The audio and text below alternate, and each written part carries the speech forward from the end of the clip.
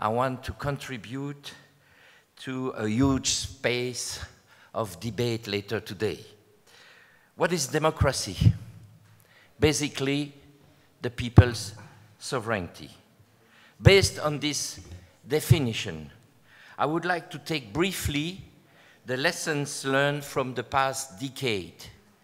A decade which started in 2005, when the people of two founding states of the European Union rejected the so-called treaty establishing a constitution for Europe. 54.68% of the French people and 61.54% of the people of the Netherlands said no to this kind of Europe. The following steps of the EU so-called cross-construction that French sociologist Pierre Bourdieu used to call a democratic and social destruction, show that the will of the political elites to refuse the results of the two referendums. The first step was the adoption of the Lisbon Treaty, a text 99.9% the same as the rejected EU constitution. It was like a crime against democracy, but a clear signal that the EU was not created for the people, but despite or against the people. The second steps were the two 2012 treaties, the European Mechanism of Stability and the Treaty for Stability, Coordination and Governance in the Monetary Union. They increased dramatically the decline of the people's sovereignty. The adoption of the budget, which is an historical competence of a parliament, is now strongly limited. And these treaties increase the powers of institutions that are out of democratic control. And I would like to quote one which is rarely quoted, the European Court of Justice.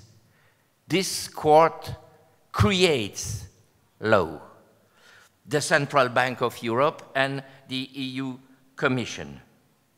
The first step is the today negotiation of the TTIP,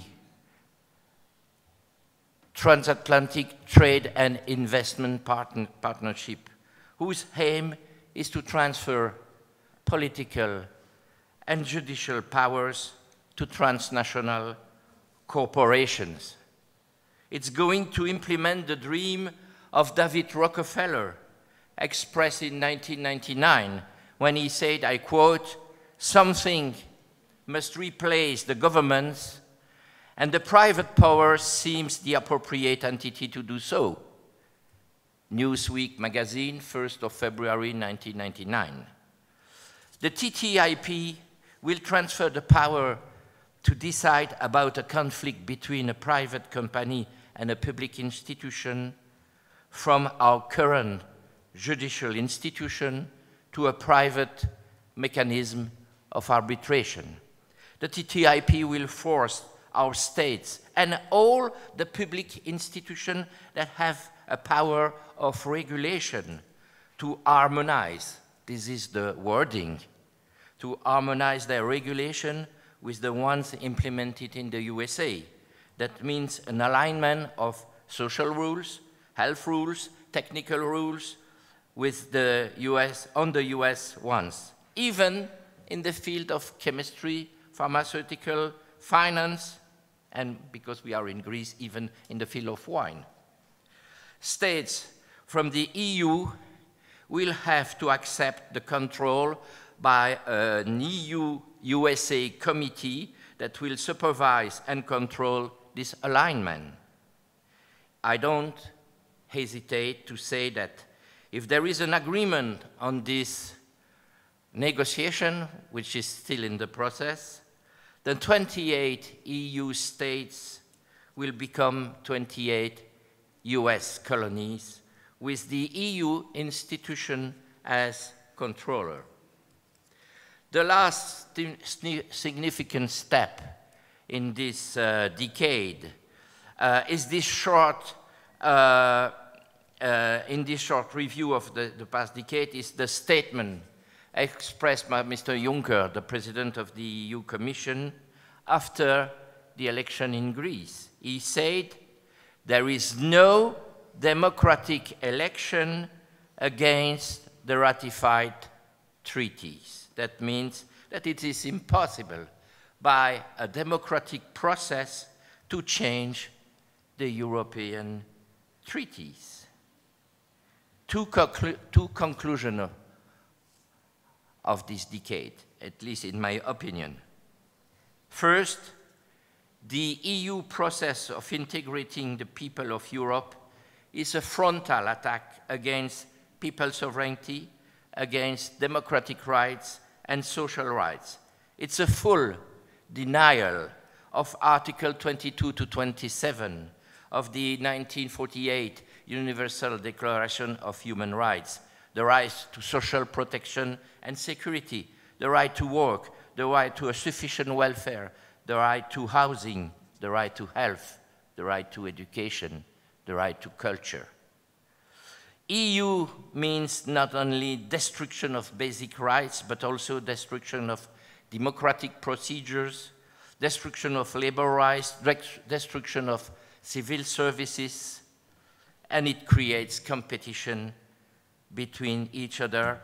The competition replaces the solidarity. If we are coming to a global evaluation of the EU, this is for the ordinary people at least a big failure. I'm now coming to my second conclusion.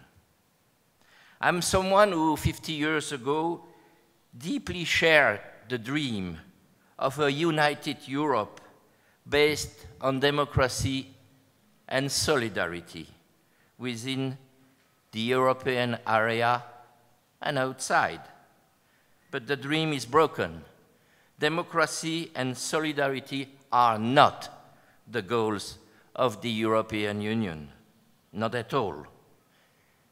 The EU is the tool to achieve a financial and business dictatorship in Europe and to restore colonialism by the way of free trade agreement outside Europe. Our hope in 2005, I mean for the activists who made campaign for the no to the EU constitution, our hope in 2005 was with the victory of the no in 2 countries, it was to provoke a crisis that would lead to a reform of the EU within the EU. A decade later, and this is my second conclusion, it's now crystal clear that it is impossible to change the EU from within, to change the nature of the EU, to change the institution and the policies from within.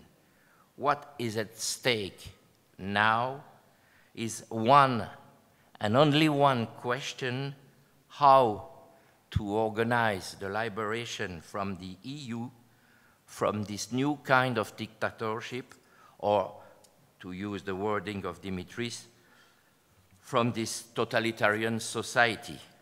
My answer is we must leave the EU with the goal to create a crisis that will lead to the building of a new union of the European people based, first of all, on the people's sovereignty.